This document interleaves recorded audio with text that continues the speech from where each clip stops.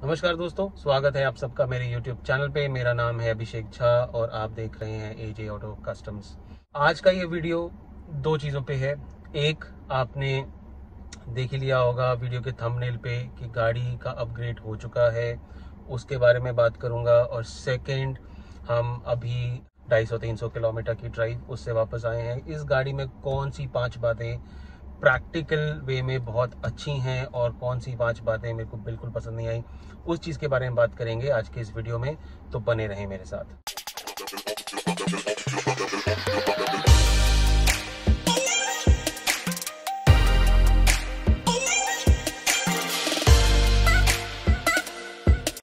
तो आइए सबसे पहले बात कर लेते हैं गाड़ी के अपग्रेड के बारे में। जी हाँ, फोर्ड फीगो से हमने अपग्रेड कर लिया है Hyundai क्रेटा पे। क्या वो रीजंस थे क्यों फोर्ड से Hyundai पे मैं गया, क्यों मैंने क्रेटा को सिलेक्ट किया, क्या क्या वो रीजंस थे जिसके कारण मैंने हैरियर या MG हेक्टर उस और किया सेल्टॉस, किक्स, इन गाड़ियों को मैंने कंसिडर क्यों नहीं किया, उन सब के बारे में मैं एक डिटेल वीडियो आगे बनाने वाला हूँ, उसमें मैं ज़रूर शेयर करूँगा।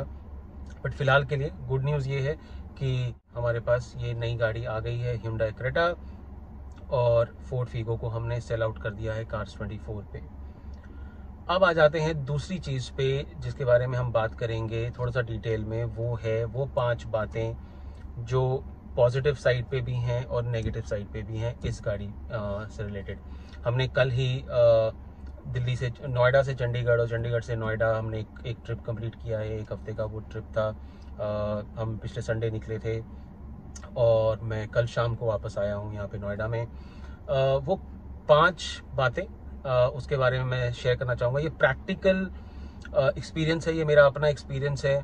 वो छोटी छोटी चीज़ें जो कि आपको परेशान कर सकती हैं या आपको बहुत ज़्यादा कंफर्ट दे सकती हैं, उसके बारे में बात करेंगे। तो ये सबसे पहले बात करते हैं इसकी 5 खूबियों के बारे में, जिसमें सबसे पहली खूबी जो मैं बात करना चाहता हूँ वो है इसका ओवरऑल कंट्रोल एंड स्टेबिलिटी। किसी ने बिल्कुल सच कहा है कि Indian roads are filled with idiots and specially highways पे कोई भी कहीं से भी आ सकता है, ये आप मानकर चलें। तो हाई स्पीड 120, 150, 180 स्पीड लिमिट्स को चेक करना गाड़ी का मैं कभी भी रेकमेंड नहीं करता। एक ओवरऑल जो कंट्रोल होता है गाड़ी का या स्टेबिलिटी होती है गाड़ी की, वो बहुत इंपॉर्टेंट होती है जब आप हाईवे पे जाते हैं। वो एक चीज़ मुझे बहुत अच्छी लगी इस गाड़ी की। मैंने 90 to 100 किलोमीटर पर आवर की स्पीड पे इसको ड्राइव किया। मुझे किसी भी पॉइंट पे ऐसा नहीं लगा कि गाड़ी आउट ऑफ कंट्रोल है या मेरे कंट्रोल से बाहर है, या ऐसा कहीं लग रहा हो कि स्टीयरिंग व्हील बहुत ज़्यादा लाइट है तो आप एक अनसेफ फील करते हो। वो मुझे बिल्कुल भी नहीं लगा। गाड़ी एकदम रोड से चिपक के चली, जो कि आपको एक कॉन्फिडेंस देता है जब आप ड्राइव कर रहे हो तो हाईवे पे। तो वो एक पहली चीज़ जो मैं इसकी ज़रूर कहना चाहता हूँ, वो है ओवरऑल कंट्रोल एंड स्टेबिलिटी का। दूसरी चीज़ के बारे में बात कर लेते हैं, वो है ग्राउंड क्लियरेंस। इसका ग्राउंड क्लियरेंस है 190 mm। अब प्रैक्टिकल वेज में अगर देखा जाए तो ग्राउंड क्लियरेंस की ज़रूरत आपको तभी पड़ती है या तो आप ऑफ रोडिंग करते हैं, या फिर मेरे लिए ग्राउंड क्लियरेंस तब इम्पॉर्टेंट हो जाता है जब वाटर लॉगिंग है।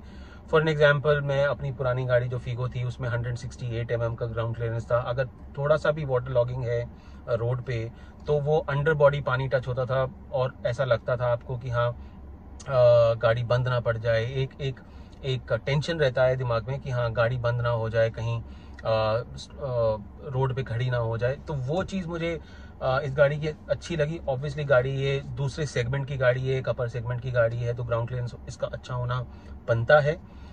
लेकिन पर्सनल एक्सपीरियंस जो मेरा रहा, रास्ते में मुझे वाटर लॉगिंग मिला हाईवे पे, क्योंकि बहुत सारे डाइवर्जन्स बने हुए हैं। तो वहाँ पे मुझे ऐसा कभी भी एक पॉइंट पे भी फील नहीं हुआ कि हाँ गाड़ी मेरी बंद पड़ सकती है, मुझे एक्सेलरेट करके रखना है, ऐसा कुछ भी मुझे सोचने की ज़रूरत पड़ी हो।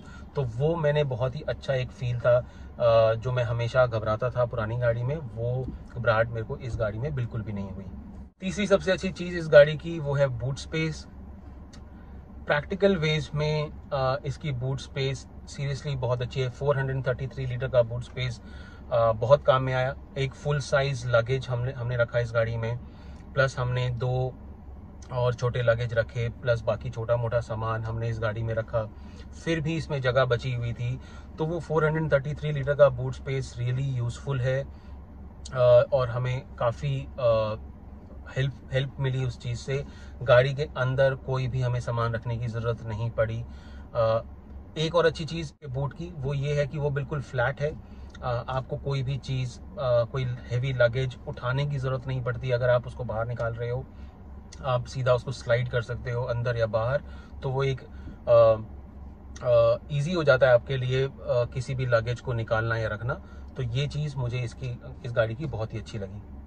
चौथी चीज़ के बारे में बात करते हैं जो काफ़ी अच्छी है, वो है क्रूज़ कंट्रोल। बहुत सारे लोग बोलते हैं कि इंडियन रोड्स पे क्रूज़ कंट्रोल की ज़रूरत नहीं पड़ती है, क्रूज़ कंट्रोल यूज़ नहीं होता है या नहीं हो सकता है। लेकिन ऑनेस्टली मैंने इस गाड़ी में क्रूज़ कंट्रोल यूज़ किया। ईस्टर्न पेरिफेरल पे मैंने इस गाड़ी को टोल क्रॉस होते ही क्रूज़ पे डाल दिया और तकरीबन 85 किलोमीटर्स पर आवर की स्पीड पे क्रूज़ पे चलती रही गाड़ी। आपको स्टीयरिंग कंट्रोल करना पड़ेगा, आपको अपने आप को रेडी रखना पड़ेगा कि एकदम से ब्रेक अप्लाई करना पड़े तो उसके लिए रेडी रहना पड़ेगा। लेकिन हाँ, on the other hand you can relax and you can stretch enough so that it's not a tiring journey for you। पांचवी और आखिरी सबसे अच्छी चीज़ इस गाड़ी की वो है इंस्ट्रूमेंट क्लस्टर। ऑब्वियसली फीगो में बिल्कुल ही बेसिक इंस्ट्रूमेंट क्लस्टर था। यहाँ पे बहुत सारा ये बहुत ही इंफॉर्मेटिव इंस्ट्रूमेंट क्लस्टर है इसका Hyundai Creta का। आपका एक ट्रिप का एवरेज कितना है, आपका एक्यूमुलेटेड इन्फॉर्मेशन बताता है कि ओवरऑल गाड़ी आपको क्या एवरेज दे रही है, माइलेज दे रही है। जब आप नेविगेशन कर रहे हैं, आपने मैप पे अपना डेस्टिनेशन एंटर किया हुआ है, आपको बार बार मैप देखने की ज़रूरत नहीं है। आपके सामने ही इंस्ट्रूमेंट क्लस्टर में वो डायरेक्शन आपको दिख रही है। आपको ये भी दिख रहा है कि किस स्पीड पे जा रहे हैं, क्रूज़ कंट्रोल आपके किस स्पीड पे सेट है। तो वो सारी चीज़ें एक इन्फॉर्मेटिव इंस्ट्रूमेंट क्लस्टर बनाती हैं और वो चीज़ मुझे इस गाड़ी की बहुत अच्छी लगी, जो मैं शायद मिस करता था अपनी पुरानी गाड़ी फोर्ड फीगो में। अब बात कर लेते हैं कुछ 5 कॉन्स के बारे में जो मुझे इसमें अच्छा नहीं लगा या फिर वो बहुत और थोड़ा बेहतर हो सकती थी इस गाड़ी के लिए। सबसे पहली चीज़ जो है वो है इसका पिकअप। ये है 1.5 SX मैनुअल पेट्रोल। पिकअप मुझे कहीं ना कहीं एसी में इसमें लैग लगता है। जब आप गाड़ी भगाना चाह रहे हैं थोड़ा सा, तो कहीं ना कहीं मुझे वो लैग फील हो रहा था कि हाँ, ये थोड़ा और बेटर परफॉर्म कर सकती है। वो एक कमी, एक वो गैप मुझे लगा जो मैं शायद फीगो में भी फील करता था। हाँ, उससे ज़्यादा पावरफुल है, 113 bhp की पावर प्रोड्यूस करता है ये इंजन। लेकिन फिर भी कहीं ना कहीं वो लैग है पिकअप में। दूसरी चीज़ के बारे में बात कर लेते हैं जो मुझे इस गाड़ी में सही नहीं लगी, वो है इसकी trio beam headlight, LED headlight. I was under the impression कि जहाँ पे LED लाइट्स यूज़ होती हैं उनका थ्रो बहुत अच्छा होता है, विजिबिलिटी बहुत अच्छी मिलती है उन गाड़ियों को। लेकिन टू माई डिसअपॉइंटमेंट मैं एक्सपेक्ट कर रहा था कि हाईवेज पे शायद मुझे थोड़ा अच्छा विजिबिलिटी मिलेगा, जहाँ पे street lights obviously Indian highways पे नहीं होती हैं।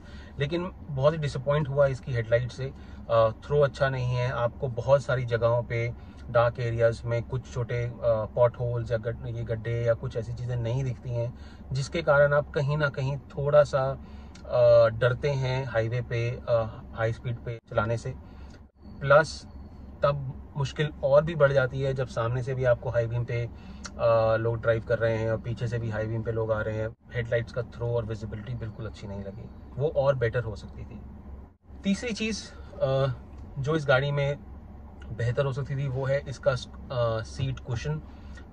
ओवरऑल सीट्स काफ़ी कंफर्टेबल हैं। जहां मुझे एक थोड़ा सा इम्प्रूवमेंट एरिया नज़र आया वो है अंडर नीज सपोर्ट।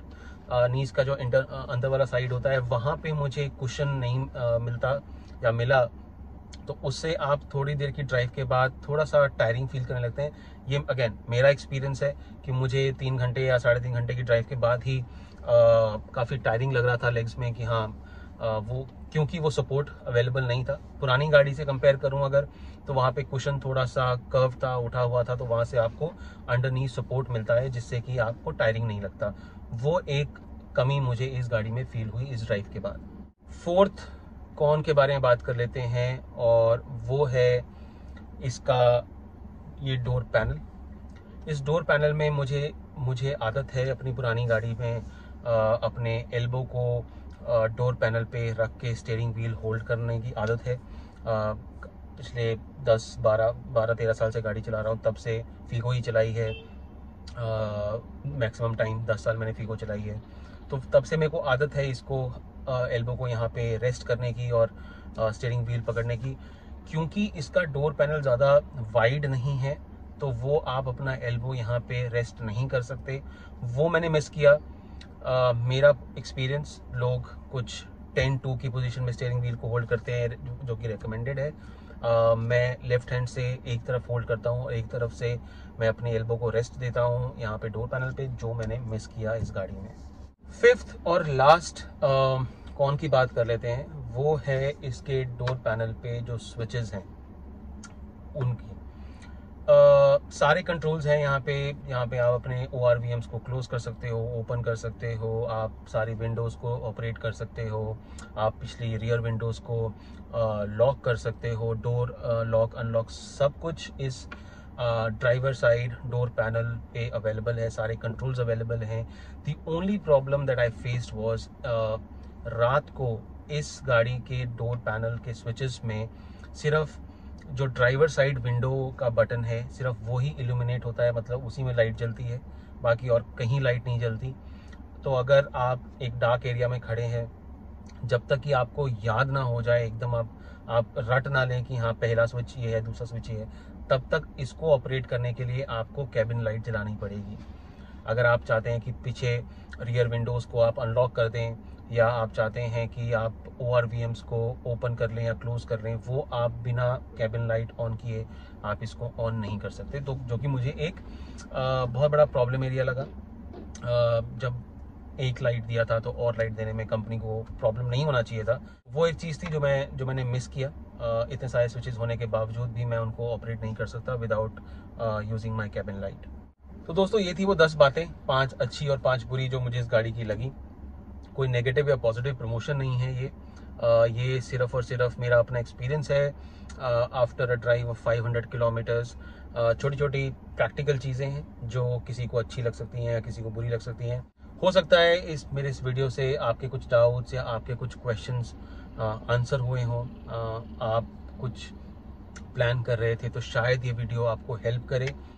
मेरे वीडियोस को प्लीज़ लाइक करते रहें, शेयर करते रहें, मेरे चैनल को सब्सक्राइब करें, क्योंकि जो ट्रैफिक आता है मेरे वीडियोस पे वो मेरे नॉन सब्सक्राइबर से ज़्यादा आता है। सब्सक्राइबर से जब आप वीडियो देख ही रहे हैं तो सब्सक्राइब भी करें, ताकि आपको मेरे आगे के वीडियोस भी देखने को मिलें। Thank you so much. मिलते हैं अगले वीडियो में।